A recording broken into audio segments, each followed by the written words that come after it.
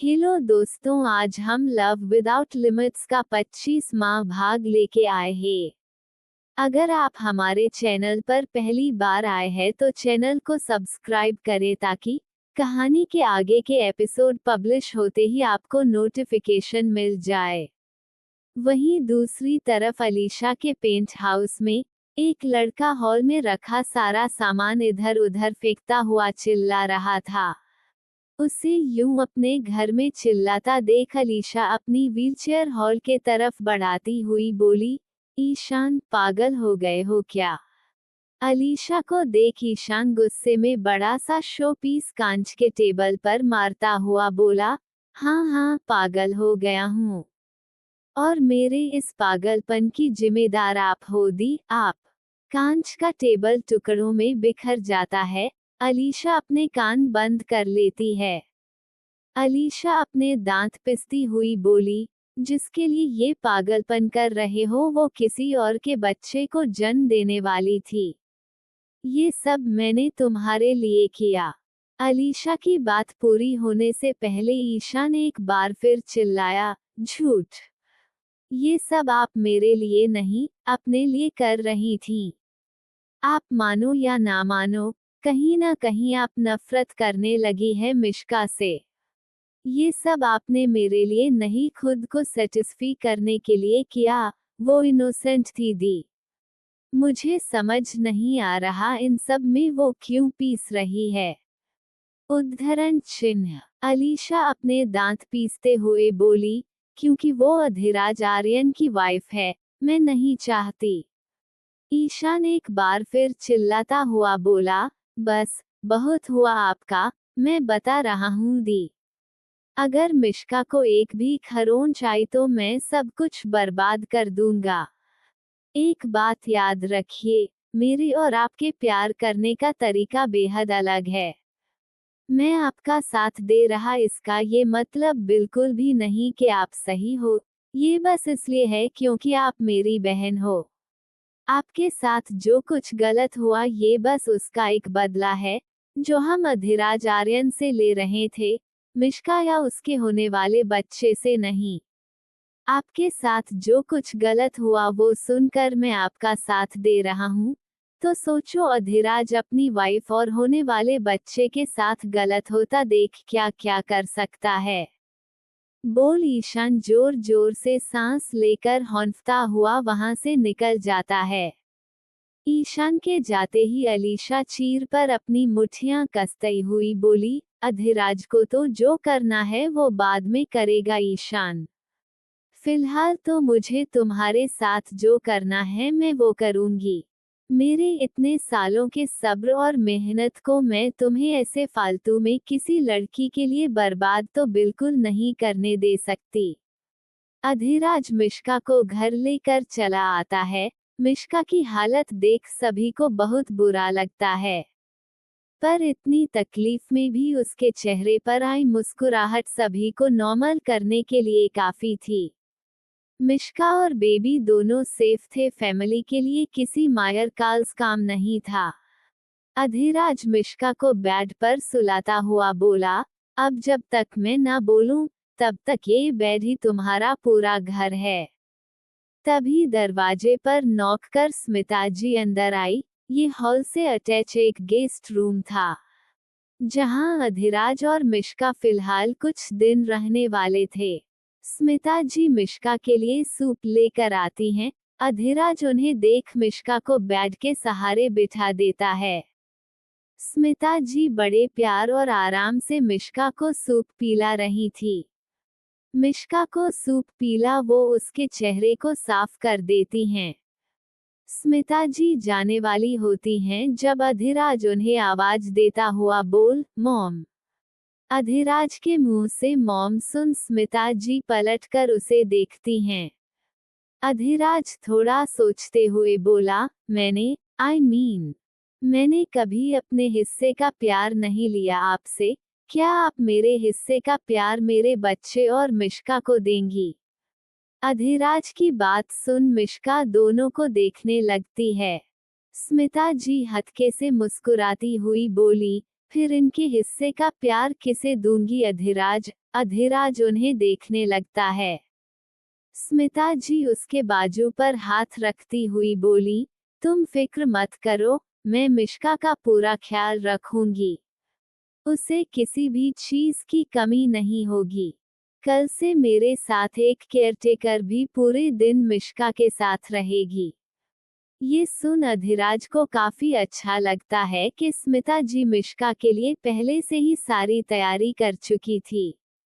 स्मिता जी room के बाहर जाती हैं। अधिराज एक बार फिर उनके पीछे आता है। स्मिता जी रुककर अधिराज से बोली, मैं विवान की फिक्र नहीं कर रही। तुम और केशव जी जो हो उसकी फिक्र करने के लिए मुझे जरूरत ही नहीं। अब हैरान होने की बारी अधिराज की थी। ये पहली बार था जब अधिराज को ये एहसास हुआ कि स्मिता जी उसके मन की बातें समझती हैं। उसे अफसोस था कि उसने अपने कई साल स्मिता जी के प्यार और अपनेपन के बिना गुजर दिए। अधिराज मिष्का को रास्ट करने का बोल खुद फोन उठा बालकनी में चला जाता है। अधिराज फोन पर रुद्रांश से विवान की कोई इन्फॉर्मेशन। बदले में रुद्रांश बोलता है, मिष्का और बेबी कैसे हैं? तान्या ने बताया अब सब ठीक है। अधिराज चेहरे पर सुकून का भाव लिए बोला, सब ठीक ही है। काफी चोट आई है, but she is still smiling. Rudransh मुस्कुराता हुआ बोला, उसके डीएनए ही हिम्मत वाले हैं। बाय द वे, यहाँ सिचुएशन कुछ खास अच्छे नहीं हैं। सिवाय इसके कि विवान जहाँ भी है जिंदा और सेफ है। विवान की लोकेशन एक बीच पर ट्रेस हुई थी। हम वहीं आए हुए हैं। विवान का सेल फोन और कुछ चीजें मिली पर उसकी अब तक कोई इन्फॉर्मेशन नहीं है। 2 लोगों ने बताया कुछ देर पहले एक लड़की और उसकी मां किसी घायल लड़के को अपने साथ लेकर गई हैं। अधिराज बोला, विवान को छोड़ो, उन मां बेटी के बारे में पता करो। रुद्रांश बोला, उनकी कोई इन्फॉर्मेशन नहीं है, सिवाय इसके कि लड़की काफी अच्छी स्विमर है। वरना विवान जैसे लड़के को समंदर के पानी से खींच कर बाहर निकलना, उसे सीपीआर देना किसी नॉर्मल इंसान के बस की बात नहीं। अधिराज एक गहरी सांस लेता हुआ बोला, ठीक है मैं आता हूँ। सामने से रुद्रांश तुरंत बोला, कोई फायदा नहीं भाई, आप भी यहाँ आकर वही करेंगे जो हम कर रहे। बेहतर होगा आज आप मिष्का के साथ ही रहें। विवान की कोई इन्फॉर्मेशन मिली तो मैं आपको बताऊंगा। हाँ, घर और बैठे बैठे आप एक और काम कर सकते हैं। अधिराज अलर्ट होता हुआ बोला, घर से? यहाँ से क्या कर सकता हूँ मैं? रुद्रांश बोला, सजा की तैयारी। सोचिए किसे क्या सजा देनी है। बोल रुद्रांश कॉल कट कर देता है। कुछ सोचते हुए अधिराज के चेहरे पर सख्त एक्सप्रेशन आ जाते हैं।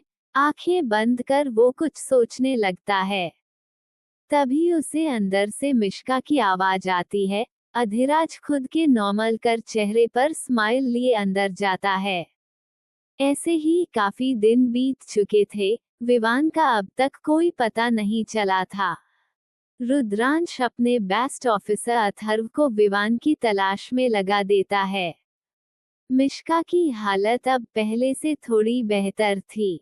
अधिराज और रुद्रांश बात करते हुए रूम में आते हैं, जहां पहले से ही तृप्ति और तान्या मिष्का के साथ बैठे बातें कर रही थी। मिष्का तृप्ति से बोल रही थी, और तू बता तेरे रिलेशनशिप का क्या अपडेट है? तृप्ति मुंह बनाती हुई बोली, अपडेट? यार यहाँ एक डेट मिल जाए वही बहुत बड़ी बात है। अधिराज और रुद्रांश को देख तीनों चुप हो जाते हैं। रुद्रांश तान्या को यहाँ देख बोला, तान्या आप यहाँ?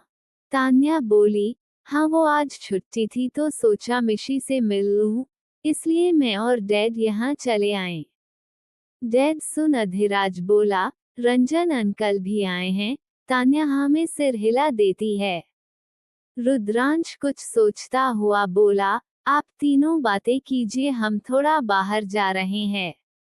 अधिराज मिश्का के पेट पर हाथ रख उसके सिर पर किस करता हुआ बोला, ख्याल रखना, आने में थोड़ा वक्त लग जाएगा। मिश्का स्माइल कर हाँ में सिर हिला देती है। अधिराज को देख रुद्रांश तान्या को पीछे से हग कर उसके गाल पर किस करता हुआ बोला, शाम को मिलते हैं। रुद्रांश के ऐसा करने से तान्या की धड़कनें बढ़ जाती है। वो मिश्का और तृप्ति को देखने लगती है जो उसे ही देख रही थी। तान्या माहौल नॉर्मल करती हुई अपने गाल को पोंछती हुई बोली, आ है जानवर कहीं के। कुछ देर बाद अधिराज अपने फार्म हाउस पहुंचता है। फार्म हाउस के पार्किंग में रस्सियों से बंधा एक लड़का कोने में बेहोश पड़ा था। उसकी हालत काफी बुरी हो रखी थी, जैसे कई दिनों से उसे मार के अलावा और कुछ खाने को ना मिला हो। अधिराज वहां खड़े गार्ड से बोला, पानी मारो इसके मुंह पर, थोड़ा होश आए इसे। चेहरे पर पानी पड़ते ही लड़का चटपटा हुआ चिल्लाया, बस करो प्लीज, जब मैं सब कुछ बताने को तैयार हूं तो तुम सब मुझे मार क्यों रहे हो। तभी लड़के से कुछ दूर बैठा अधिराज बोला, क्योंकि अब तक तुम्हें सुनने वाला आया नहीं था। लुइस अपनी थकी अधखुली आंखों से अधिराज के तरफ देखता है। तभी लुइस के कानों में मशीन की कुछ आवाजें आती है। वो अधिराज के साइड में कुछ देर खड़े रुद्रांश को देखता है, जो एक के बाद एक ड्रिल मशीन के सारे पिन चेक कर रहा था। रुद्रांश को देख लुइस के चेहरे पर एक अजीब सा खौफ छा जाता है। तभी रुद्रांश अधिराज को देख बोला, इसके लिए ये ड्रिल बिल्कुल सही रहेगा भाई। अधिराज लुइस को देख रुद्रांश से बोला, अच्छा, फिर इंतजार किसका है, ड्रिलिंग शुरू करवाओ। अधिराज की बात सुनते ही लुइस हकलाता घबराता हुआ बोला, आप लोगों को जो कुछ जानना है वो सब मेरे फोन में है। आप चाहें तो मेरा फोन रख लें, प्लीज मुझे जाने दीजिए। मिश्का के साथ जो कुछ हुआ उसमें मेरी कोई गलती नहीं है। हाँ, मैंने वाणी को फोर्स जरूर किया था, पर आखिर में उसे धक्का वाणी ने ही दिया ना सर। रुद्रांश हाथ में ड्रिल मशीन लिए लुइस के तरफ बढ़ता हुआ बोला, और विवान, उसके साथ क्या किया।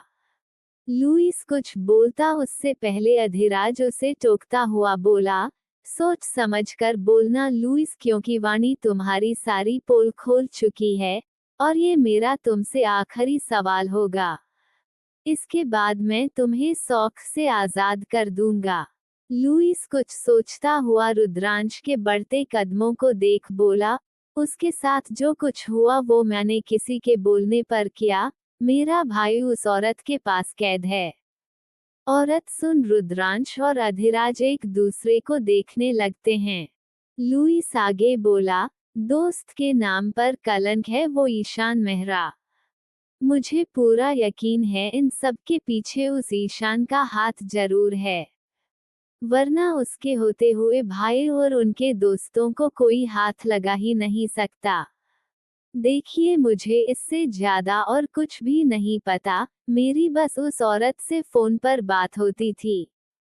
प्लीज अब मुझे जाने दीजिए, मैं इससे ज्यादा और कुछ भी नहीं जानता। रुद्रांश मुंह बना हाँ में सिर हिलाता हुआ बोला, देखो लुइस, वो जो भी है, तुम्हारे भाई को छोड़ने वाली तो बिल्कुल भी नहीं। अधिराज रुद्रांश की बात पूरी करता हुआ बोला, और हम नहीं चाहते तुम अपने भाई से ज्यादा दिन दूर रहो। बोल अधिराज एक के बाद एक 5 गोलियां लुइस के शरीर में उतार देता है।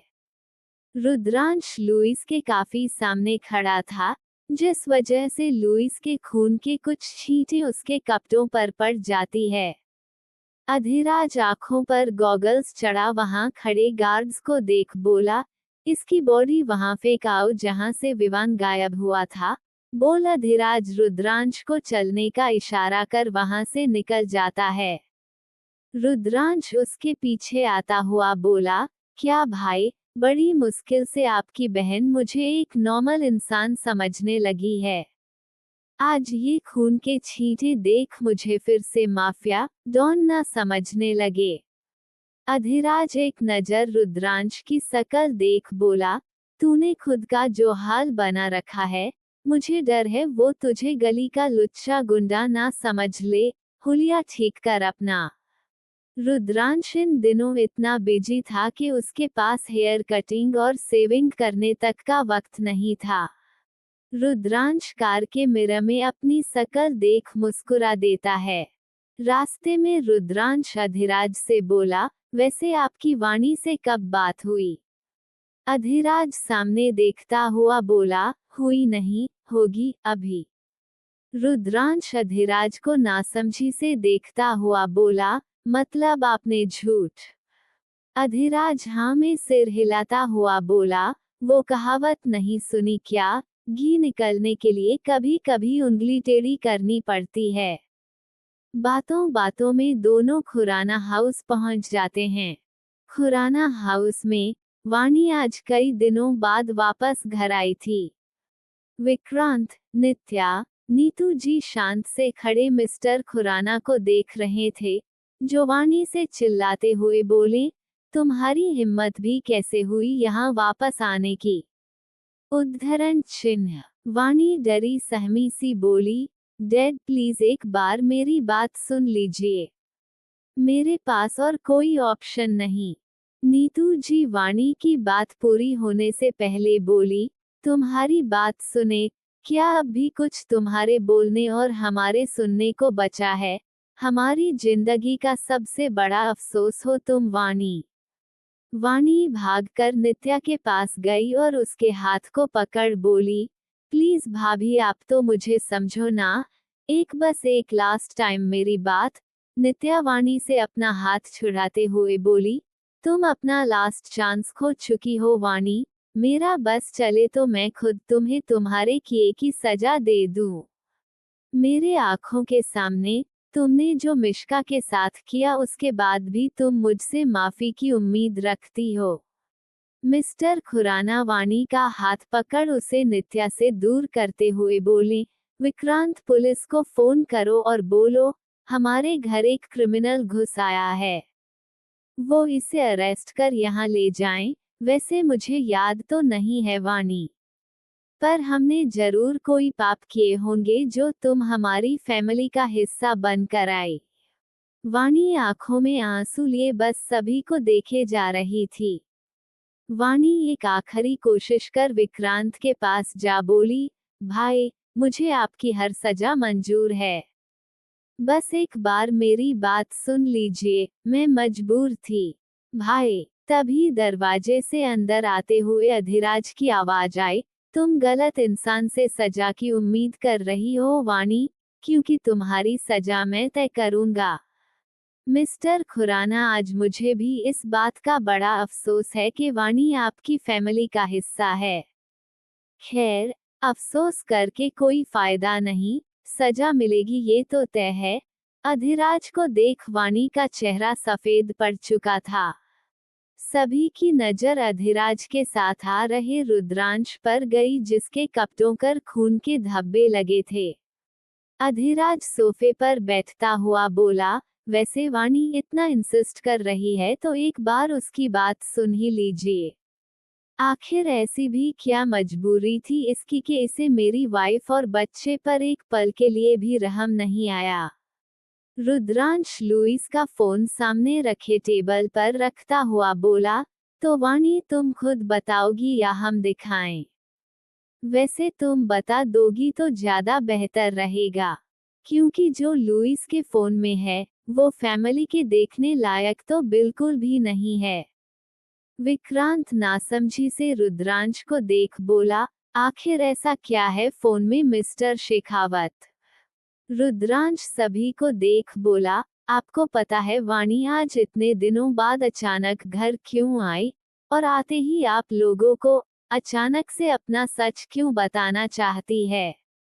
रुद्रांश वाणी को देख रहा था जो नामे सिर हिला रही थी। अचानक से अपना सच क्यों बताना चाहती है? सभी रुद्रांश को देखने लगते हैं। अधिराज रुद्रांश की बात पूरी करता हुआ बोला, क्योंकि इस फोन में जो कुछ भी है वो सब एक अननोन आईडी से आज सुबह ही वायरल कर दिया गया है। रुद्रांश फोन उठाता हुआ बोला, तुम नहीं बताना चाहती तो ठीक है, मैं ही सबको दिखा देता हूँ। वाणी रुद्रांश को रोकते हुए बोली, नो प्लीज, मैं बताती हूँ। बोल वाणी सिर झुका उसके और लुइस के बीच नशे में उस रात जो कुछ हुआ वो सब सभी को बता देती है। वाणी सभी को ये भी बताती है कि कैसे उस रात की वीडियो बना एक औरत उसे ब्लैकमेल कर रही थी। वाणी रोती हुई आगे बोली, आई एम सॉरी, मैं मजबूर थी। वो औरत मुझे हर रोज ये वीडियो वायरल करने की धमकी देती रहती थी। मैं मिश्का या उसके बेबी को कोई नुकसान नहीं पहुंचाना चाहती थी, पर अधिराज गुस्से में अपने दांत पिसता हुआ बोला, पर तुमने ऐसा किया, ये जानते हुए भी कि तुम्हारे ऐसा करने से मिश्का और मेरे बच्चे दोनों के जान को खतरा हो सकता है। विक्रांत वाणी को थप्पड़ मारता हुआ बोला, गलतियां सभी से होती है वाणी, तुमने ये बात हमें पहले बताई होती तो हम इसे तुम्हारी गलती समझ लेते, पर अपनी एक गलती को छिपाने के लिए तुमने कई गुनाह कर डाले। नीतू जी हारा हुआ महसूस करती हुई रुद्रांश को देख बोली, क्या मैं वाणी की वो वायरल वीडियो देख सकती हूँ? रुद्रांश ना में सिर हिलाता हुआ बोला, नहीं आंटी, क्योंकि इस फोन के साथ साथ हमने हर जगह से उस वीडियो को डिलीट करवा दिया है। वाणी की वो वीडियो उस औरत के अलावा और किसी के भी पास नहीं है। नीतू जी एक नजर रुद्रांश और फिर अधिराज को देख बोली, thank you so much. Adhiraj एक गहरी सांस लेता हुआ बोला, इसकी कोई जरूरत नहीं मिसेज खुराना, क्योंकि हम यहाँ जो करने आए हैं उसके बाद आप हमें सिर्फ कोश ही सकती हैं। नीतू जी अधिराज को नासमझी से देखती हैं। अधिराज कुछ दूर खड़े अपने गार्ड को इशारे से कुछ लाने को बोल, एक नजर विक्रांत को देख बोलता है, मैंने कहा था ना, सबको सजा मैं खुद दूंगा। विक्रांत हैरानी से अधिराज को देख वाणी को देखता है। अधिराज वाणी को देख बोला, तुम्हें पता है वाणी, मेरी वाइफ ने कई दिनों से आईना नहीं देखा, तुम्हारी वजह से। हर रोज अपने बढ़ते हुए बच्चे को आईने में देखा करती थी वो। तुम्हारी वजह से आज वो उस आईने से डरने लगी है।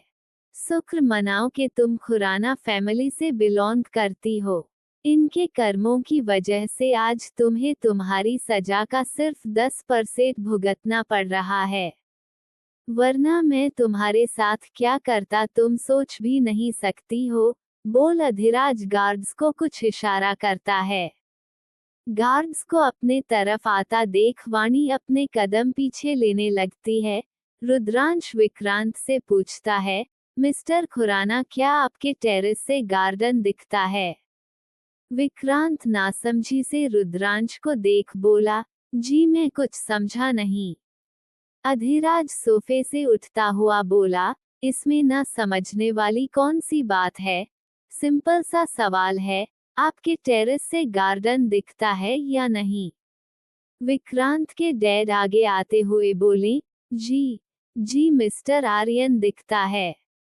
अधिराज स्माइल करता हुआ बोला, ओ नाइस, चलिए फिर सब लोग देखते हैं। अधिराज और रुद्रांश की बातें किसी को कुछ खास समझ नहीं आती। दो गार्ड्स वाणी को छोड़ सभी को टेरेस के तरफ चलने को बोलते हैं। नीतू जी लाचार नजरों से वाणी को एक नजर देख सबके साथ चली जाती हैं। नित्या हिम्मत कर रुद्रांश से बोली, रुद्रांश जी वो वाणी। रुद्रांश उसकी बात पूरी होने से पहले ही बोल देता है, डोंट वरी, वो अपनी सजा भुगत रही है। नित्या एक नजर नीचे देखती है, जहां दो लोग वाणी के हाथ पैर बांध रहे थे। वाणी छटपटाती हुई चिल्ला रही थी, उसकी चीखें सुन सभी के दिल दहल रहा था।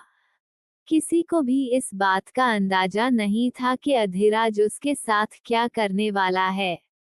मिस्टर खुराना दिल पर पत्थर रख अपने मन की बात अधिराज से पूछ ही लेते हैं। मिस्टर आर्यन, बस एक बात बता दीजिए, क्या आप जान से मारने वाले हैं? वाणी ने चाहे जितनी भी बड़ी गलती की हो, वो थी तो आखिर उनकी बेटी ही।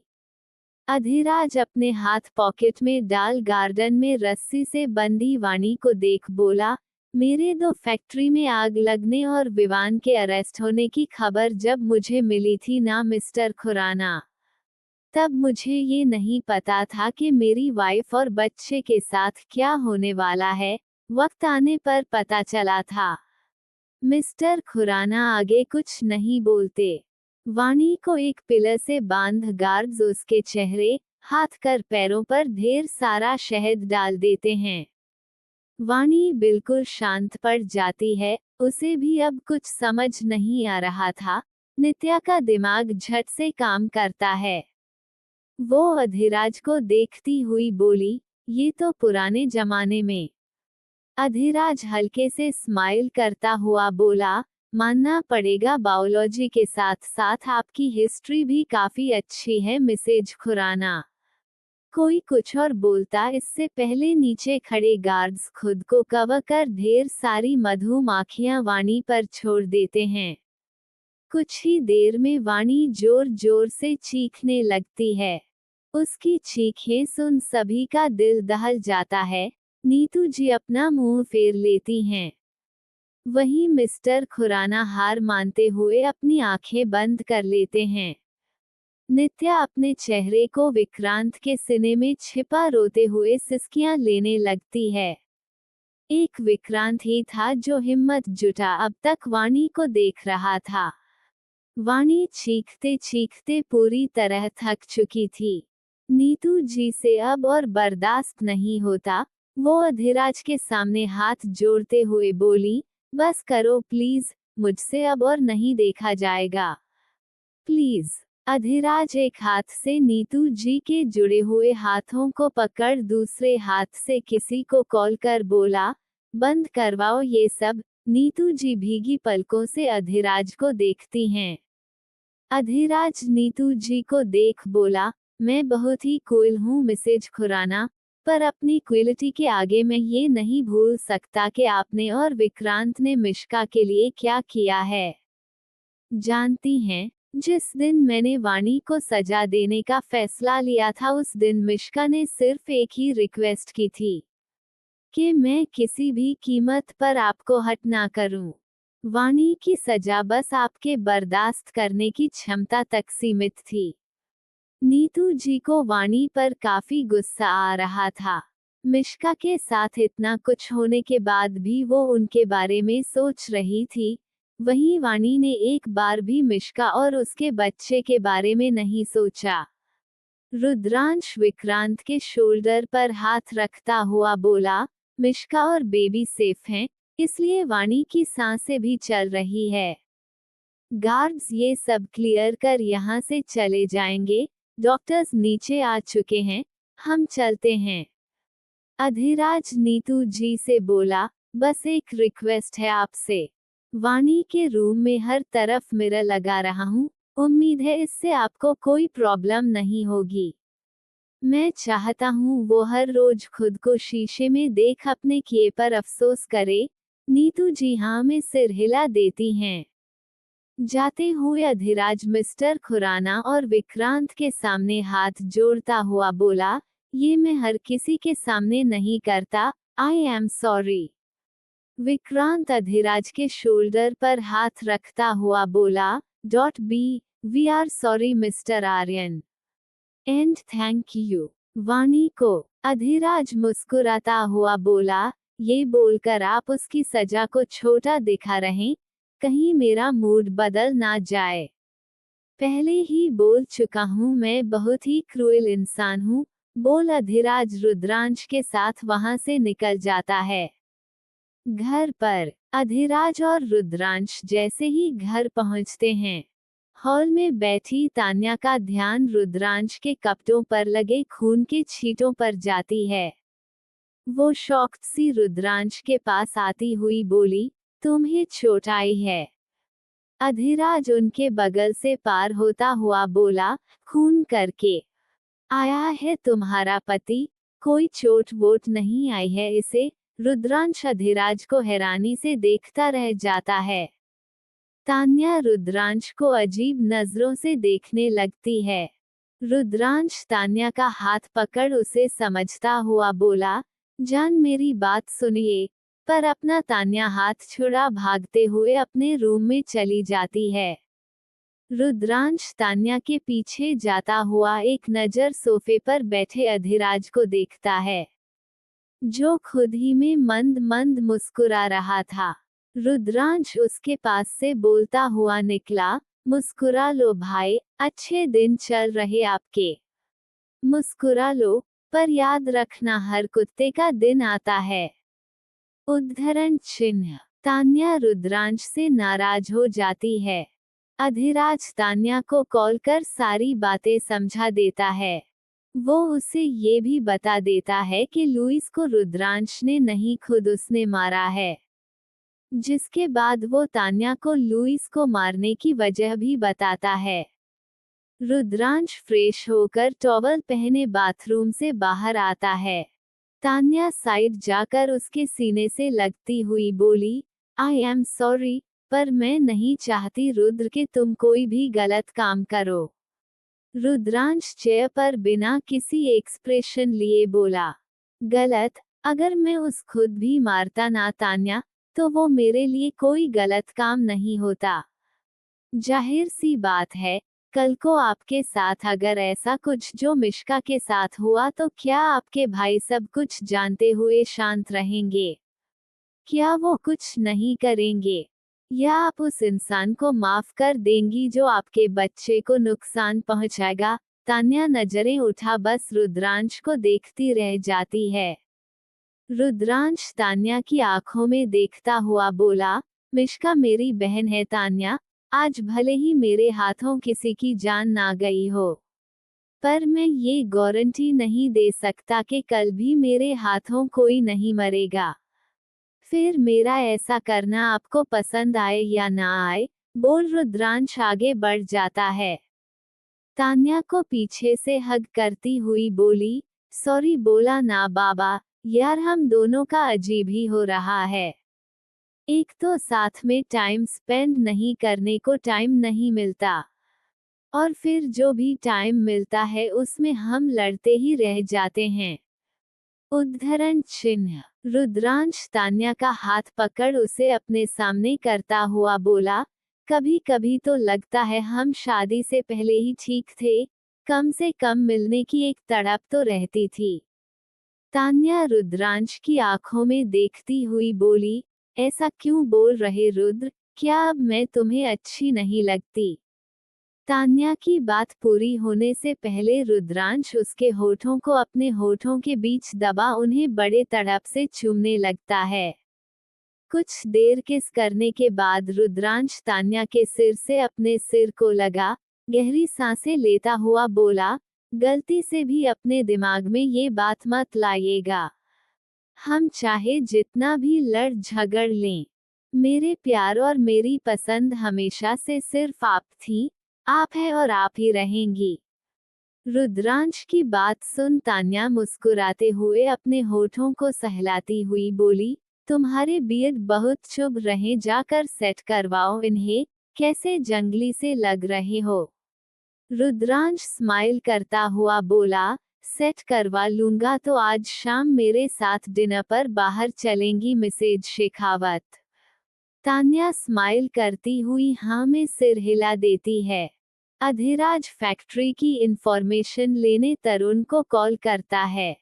तरुण कॉल उठते ही, तुम लोगों से एक काम नहीं हो रहा, अब क्या मुझे फील्ड वर्क में उतरना पड़ेगा, फ्रस्ट्रेट करके रख दिया है। तभी इधर से अधिराज बोला, हम काफी फ्रस्ट्रेट लग भी रहे हो। अधिराज की आवाज सुन तरुण फोन स्क्रीन देख चौंकता हुआ बोला, सॉरी भाई, वो मुझे लगा। अधिराज तरुण से पूछता है, कोई प्रॉब्लम हुई है क्या? बोल तो मैं आ जाता हूँ। तरुण अधिराज को समझता हुआ बोला, नहीं भाई, ऐसी कोई खास प्रॉब्लम नहीं है, बस एक लोकल नेता है, 2 दिनों से दिमाग खराब कर रखा है। आप फिक्र ना करें, सब ठीक करके ही वापस आऊंगा। अधिराज हम बोल फोन कट कर कुछ सोचता हुआ तृप्ति को टेक्स्ट कर एक हेल्प मांगता है। इधर तृप्ति अधिराज का टेक्स्ट पढ़ हैरान रह जाती है। इधर आहान को जब विवान के बारे में पता चला, वो अपना सारा काम छोड़ माही के साथ वापस इंडिया आ गया। आहान और माही हनीमून के साथ साथ अपनी कंपनी के नए वेंचर के सेटअप में भी बिजी थे। रुद्रांश मिरर के सामने खड़े हो अपनी शर्ट की बटन्स लगा रहा था जब तान्या चेंजिंग रूम से कपड़े चेंज कर रूम में आती है। रुद्रांश के बगल में खड़ी हो तान्या अपने इयरिंग्स पहनने लगती है। रुद्रांश तान्या को एक नजर ऊपर से नीचे देख उसके पास जाता है कि उसके कमर पर हाथ उसके गले पर अपने नाक से रब करता हुआ बोला, अब आप मुझे ऐसे अट्रैक्ट करेगी तो हमारा बाहर जाना थोड़ा मुश्किल हो जाएगा। आप मुझे प्लान चेंज करने पर मजबूर कर रही हैं। तान्या चेहरे पर स्माइल लिए रुद्रांश के तरफ पलटी और उसके शर्ट के बटन्स लगाती हुई बोली, जी नहीं, मैं ऐसा कुछ भी नहीं कर रही, सो प्लान में कोई चेंजेस नहीं है।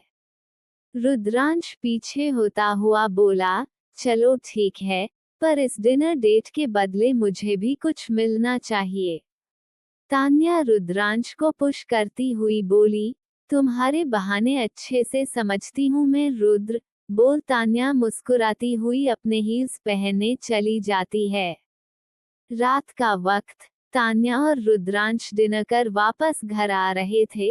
अचानक खून से लथपथ एक लड़का हेल्प मांगते हुए उनके कार के सामने आ जाता है। रुद्रांश वक्त रहते ब्रेक लगाने की पूरी कोशिश करता है पर लकड़ा कार के बोनट से आ टकराता है। टक्कर लगते ही वो वहीं रोड पर गिर जाता है। तान्या चिल्लाती हुई डर कर रुद्रांश की शर्ट पकड़ अपने चेहरे को उसके सीने में छिपा लेती है। मिश्का की हालत अब पहले से काफी बेहतर थी। डॉक्टर ने उसे बेड की जिंदगी से आजाद कर चुकी थी। साथ ही उसे हर रोज कुछ योगा करने को भी कहा था, जिससे बेबी की डिलीवरी अच्छे से हो सके। मिश्का की प्रेगनेंसी का ये 6th मंथ चल रहा था। अधिराज सोफे पर बैठा लैपटॉप पर अपना काम कर रहा था जब मिश्का फ्रेश होकर बाथरोब पहने बाहर आई।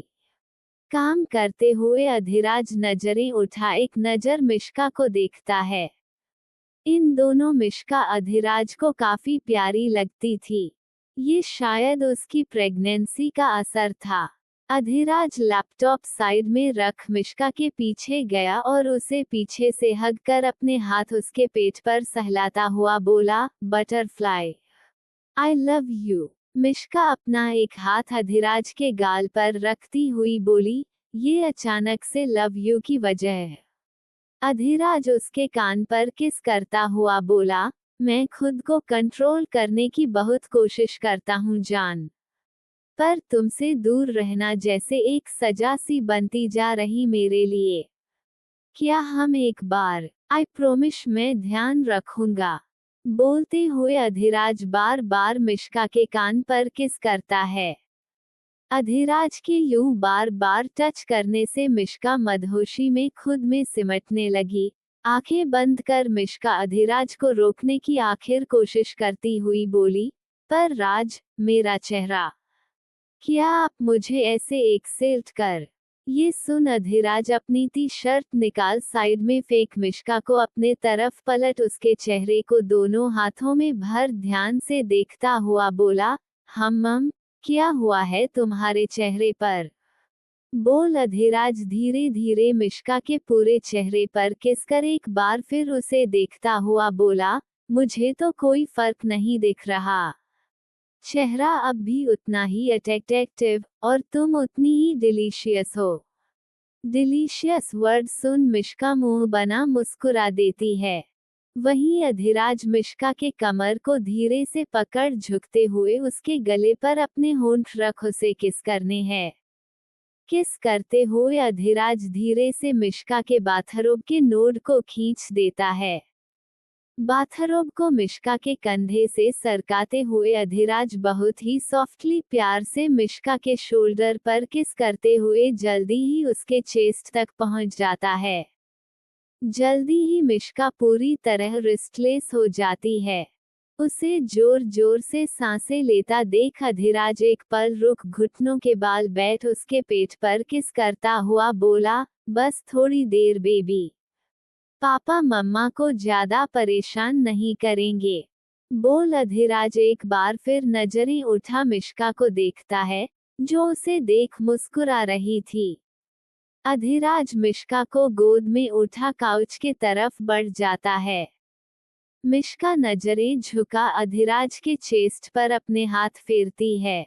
अधिराज मिश्का के होठों पर अपने होंठ रख एक बार फिर उसे किस करता है। किस करते हुए अधिराज धीरे से उसके बाथरोब को उसकी बॉडी से अलग कर देता है। कुछ ही देर में दोनों के दूसरे में खो जाते हैं। अधिराज मिश्का के साथ काफी सॉफ्ट और जेंटल था। दोनों ही आज काफी वक्त बाद एक दूसरे के इतने क्लोज थे। दोनों ही एक दूसरे के साथ को काफी एंजॉय करते हैं। वहीं दूसरी तरफ रुद्रांश तान्या के साथ डिनर पर। रुद्रांश तान्या को डिनर पर लेकर आता है। टेबल के पास पहुंच रुद्रांश टेबल पर रखा फूलों का बुके उठा तान्या के सामने घुटनों के बल बैठता हुआ बोला, तान्या, वक्त चाहे जैसा भी हो, 6 महीने बीत हों या 6 साल, आई प्रॉमिस मैं आपके साथ जहां था, जहां हूं आगे भी वहीं रहूंगा। ट्रस्ट मी, आपके साथ को, आपसे बात को तरसा हूँ। साथ होकर आपसे मुलाकात को तरसा हूँ। आई लव यू तान्या, जानता हूँ आपको वक्त नहीं दे पा रहा। आई प्रॉमिस एक बार विवान का पता चल जाए फिर मेरा ये सारा वक्त सिर्फ आपका। रुद्रांश की एक एक बात जैसे तान्या को पिघला रही थी। तान्या को आंखें नम थी। आज काफी दिनों बाद उसे रुद्रांश के साथ उनका प्राइवेट मोमेंट स्पेंड करने को मिला था। तान्या रुद्रांश के चेहरे को पकड़ झुकते हुए उसके नाक पर किस कर उसकी आंखों में देखती हुई बोली, आपका नहीं रुद्र, मुझे हमारा वक्त चाहिए, जहां हम दोनों मौजूद हों। जानती हूँ हमारे वक्त को लेकर मैं भी सीरियस नहीं थी, पर इन दिनों जब तुम बिजी हो तो एहसास हुआ साथ होते हुए अकेला रहना कितना अजीब लगता है। I love you too Rudra, situation चाहे जैसी भी हो, मेरे लिए हमेशा से सिर्फ तुम थे, तुम हो और तुम ही रहोगे, फिर चाहे कितना भी वेट करना पड़े। तान्या की बात सुन रुद्रांश उठा है और तान्या के गर्दन के पीछे गांठ रख उसके होठों पर पड़े प्यार से किस करता है। तान्या को किस का रिप्लाई न करता महसूस कर रुद्रांश उसके होठों को अपने होठों के बीच जोर से दबाता है। तान्या तुरंत ही सेंस में आते हुए रुद्रांश के किस को रिप्लाई करती है। जल्दी ही उनका खाना टेबल पर लग चुका था। तान्या खाना प्लेट में लगती है। रुद्रांश अपनी प्लेट साइड कर देता है। ये देख तान्या उससे पूछती है, क्या हुआ, तुम खाओगे नहीं? रुद्रांश तान्या को बड़े प्यार से निहारता हुआ बोला, खाऊंगा ना। तान्या स्माइल कर बोली, तो खाओ, देख क्या रहे हो। रुद्रांश अपने चेहरे को हाथ पर टिकता हुआ बोला, शिकार, अपना शिकार देख। उसे खाने की भूख बढ़ा रहा हूँ, एंड ट्रस्ट मी मेरा डिनर इस वक्त काफी डिलीशियस दिख रहा है। तान्या रुद्रांश के बातों और नजरों के पीछे छिपे मतलब को भांपते हुए बोली, रुद्र ये चीजी लाइनें मरना बंद करो और खाना खाओ। रुद्रांश उठा और तान्या के पास जा उसके तरफ झुका और उसके नेक पर एक डिप किस कर हल्के से बाइट कर बोला, लो ये मैंने ले लिया अपना स्टार्टर। मेन कोर्स घर पर लूंगा, और डेजर्ट जो आप देना पसंद करें। तान्या आंखें फाड़े बस रुद्रांश को देखती रह जाती है। रुद्रांश मुस्कुराता हुआ वापस अपनी सीट पर जाकर बैठ जाता है। तान्या शर्म से नजरें नीचे कर धीरे धीरे खाना खाने लगती है। रुद्रांश चेहरे पर शरारती मुस्कान लिए तान्या के साथ एक ही प्लेट में खाना खाता है। कुछ ही देर में दोनों डिनर कर घर के लिए निकल जाते हैं। इधर अधिराज आंखें बंद कर मिश्का को बाहें में लिए काफी दिनों बाद रिलैक्स और सुकून महसूस कर रहा था। उसकी आंखें फोन में आए एक टेक्स्ट की आवाज से खुली। टेक्स्ट देख अधिराज चेहरे पर स्माइल लिए मिश्का को देख बोला, बटरफ्लाई। तुम रास्ट करो, मुझे एक जरूरी कॉल करना है, बस अभी आया। बोल अधिराज बाथरोब पहन फोन उठा बालकनी में चला जाता है। अधिराज किसी को कॉल लगा, अपने रौबदार आवाज में बोलता है, जान सकता हूँ कहाँ है राणा साहब? इधर उधर का काम खत्म हो गया हो तो अपनी वर्दी पहनिए और हमारे एहसानों का कम से कम 10% भी बदला चुकाए। सारे चार्जेस हटा दिए गए हैं। काम पर लग जाए, वरना इस बार वर्दी पर लगे सितारों की गारंटी नहीं दे सकता मैं। सामने पुलिस का एक बड़ा अधिकारी डरता हुआ बोला, थैंक यू सर, मैं वादा करता हूँ जल्दी ही विवान सर को ढूंढ निकलूंगा। अधिराज पुलिस वाले पर हंसता हुआ बोला, वर्दी पहनने से पहले ही उसकी गर्मी महसूस करने लगे क्या? तुम्हें क्या लगता है तुम विवान को ढूंढ पाओगे? तुम क्या, मैं खुद भी उसकी मर्जी के बिना उसे ढूंढ नहीं लाऊंगा।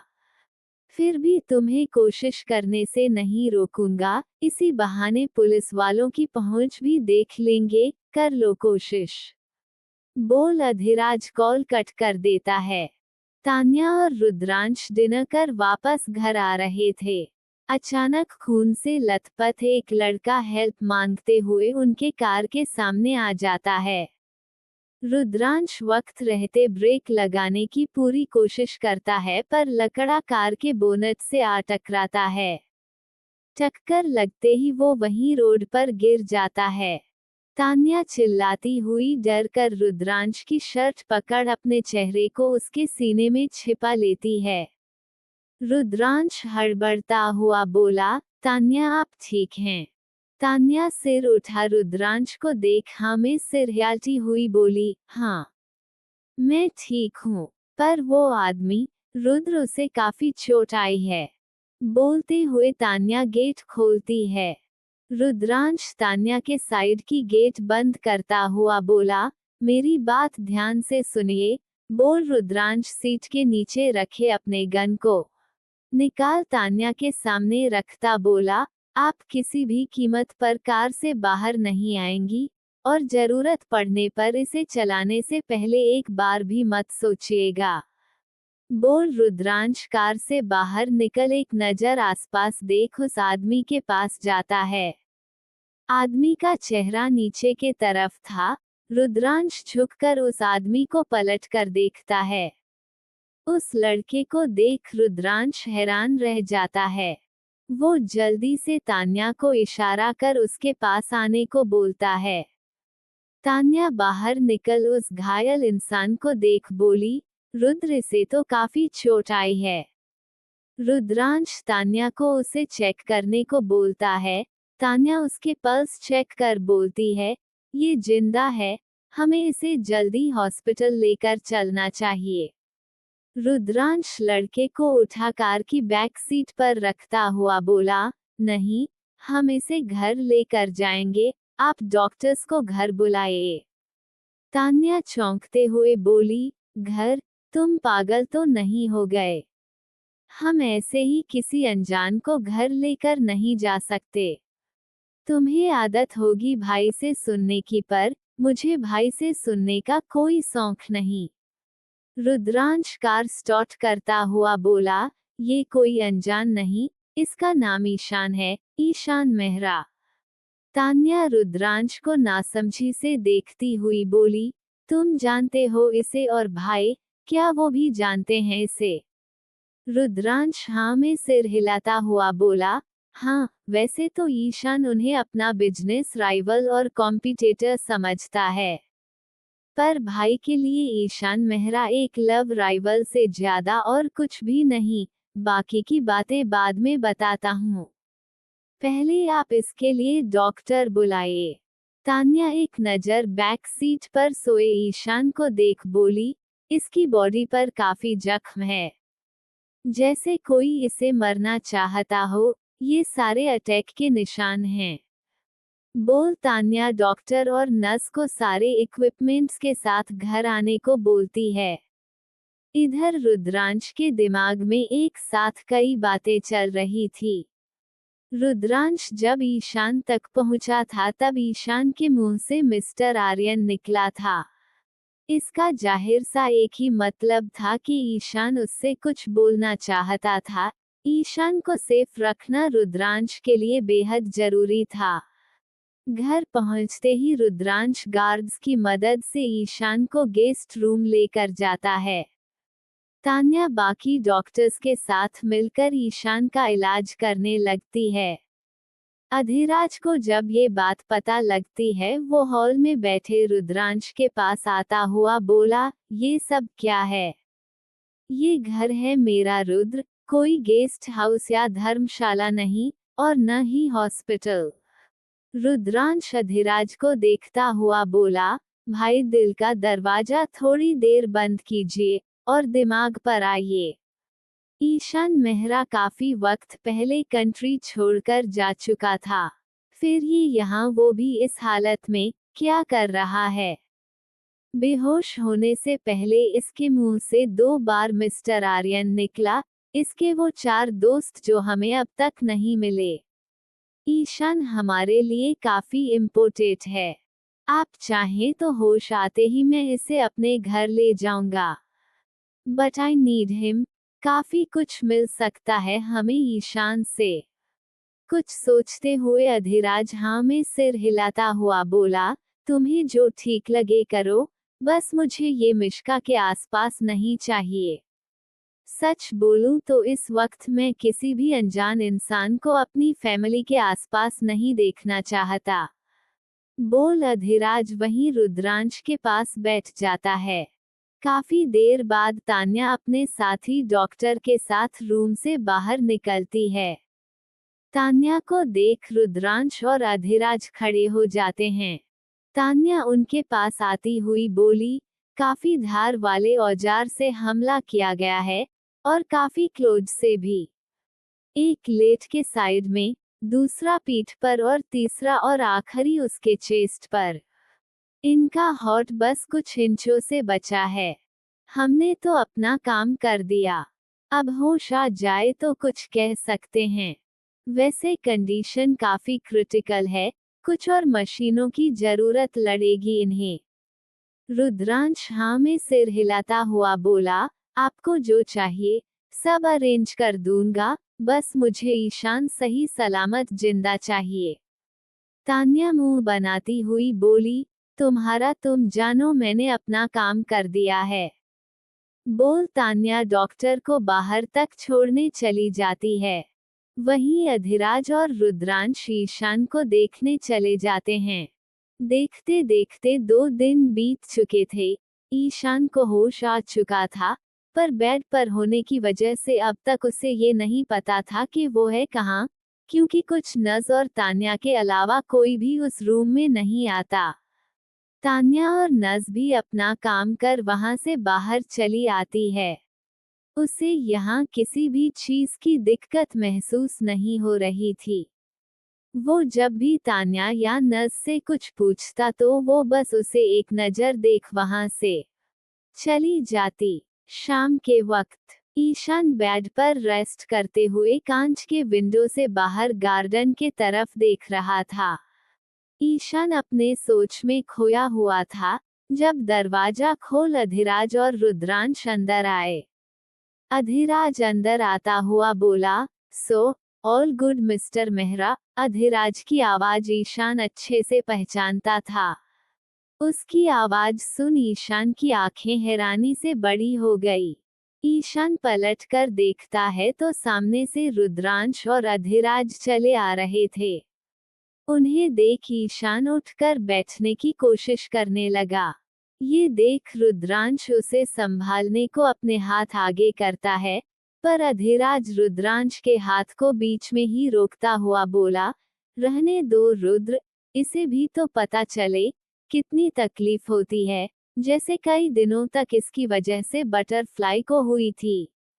ईशान शर्म और गिल्ट भरी हल्की मुस्कान मुस्कुराते हुए बोला, मेरी वजह से शायद मेरी ही वजह से, पर क्या आपको लगता है सब कुछ जानते हुए मैं मिश्का को एक खरोंच भी आने दूंगा? ईशान की बात सुन अधिराज दांत पिसता हुआ बोला, तो क्या तुम मेरे बच्चे को नुकसान? उसकी बात पूरी होने से पहले ही ईशान बोल पड़ा, मिश्का के साथ जो कुछ हुआ उसमें कहीं भी मेरी कोई गलती नहीं थी। मुझे तो पता तक नहीं था कि मिश्का के साथ भी कुछ होने वाला है। अधिराज को हाइपर होता देख रुद्रांश टॉपिक चेंज करता हुआ बोला, तुम्हारे चारों दोस्त मारे गए हैं। जंगल के बीच एक खंडर से घर में पुलिस को उनकी लाशें मिली है, इस बारे में कुछ पता है?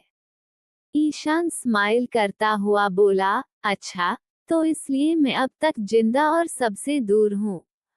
अधिराज ईशान के ड्रेस को पकड़ उसे धमकाता हुआ बोला, अब तक जिंदा हो, मेहरबानी समझो। मेरा बस चलता तो तुम्हें कब का। रुद्रांश दोनों के बीच आता हुआ बोला, भाई प्लीज कंट्रोल योरसेल्फ। आप जाकर सोफे पर बैठो, मैं बात करता हूँ। बोल रुद्रांश अधिराज को सोफे पर बिठा, खुद ईशान के पास आ बोलता है, देखो ईशान, एक आखिरी बार तुम पर ट्रस्ट कर रहा हूँ। मेरी कार से टकरा कर गिरने के बाद और बेहोश होने से पहले तुमने आखिर में 2 बार मिस्टर आर्यन कहा था। ईशान हाँ में सिर हिलाता हुआ बोला, हाँ कहा था, क्योंकि मैं उस वक्त मिस्टर अधिराज आर्यन से मिलने और मिश्का को देखने मिस्टर आर्यन के घर जा रहा था। अधिराज चिढ़ते हुए सोफे से उठा और ईशान के पास आता हुआ बोला, मिश्का को देखने से क्या मतलब है तुम्हारा? तुम्हें जरा भी शर्म है या नहीं?